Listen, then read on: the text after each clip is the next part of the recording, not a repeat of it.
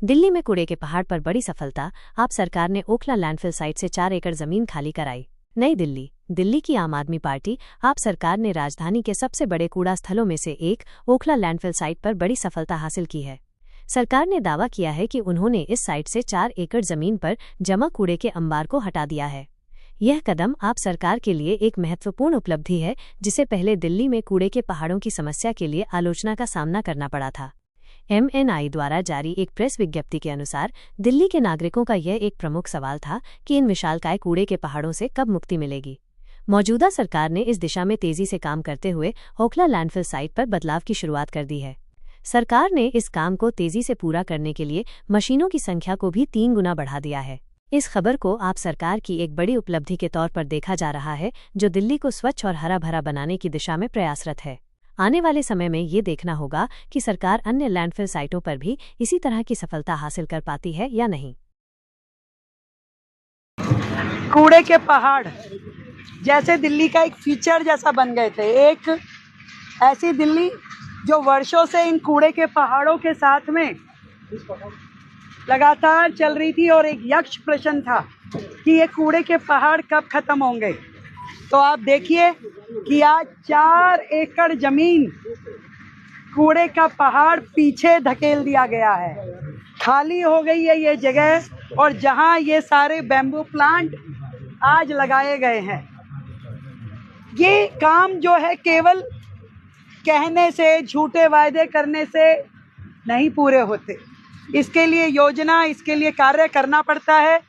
और आज दिल्ली में जो आपकी अपनी सरकार आई है, आपकी अपनी चुनी हुई सरकार जो ये आई है, और जब से हमने इस काम को बहुत ही सीरियसली और पीरियोडिकली इसको ऑब्जर्व करते हुए, इसका पूरा संज्ञान लेते हुए कि हर महीने हमें इतने मीट्रिक टन कूड़ा जो है हटाना ही हटाना है, तो आज हम ये कह सकते हैं कि इन तीनों के तीनों कूड़े के पहाड़ जो दिल्ली में है, वहाँ से हम लगभग इस प्लांट से भी हम कहें, जो हमारी ये ओखला की साइट है, ये यहाँ से भी हमने लाखों मीट्रिक टन कूड़ा यहाँ से हटाया है।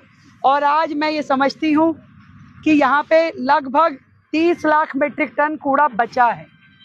और इसके लिए भी लगातार चारों दिशाओं में देखिए कैसे ये मशीनरी लगी हुई है।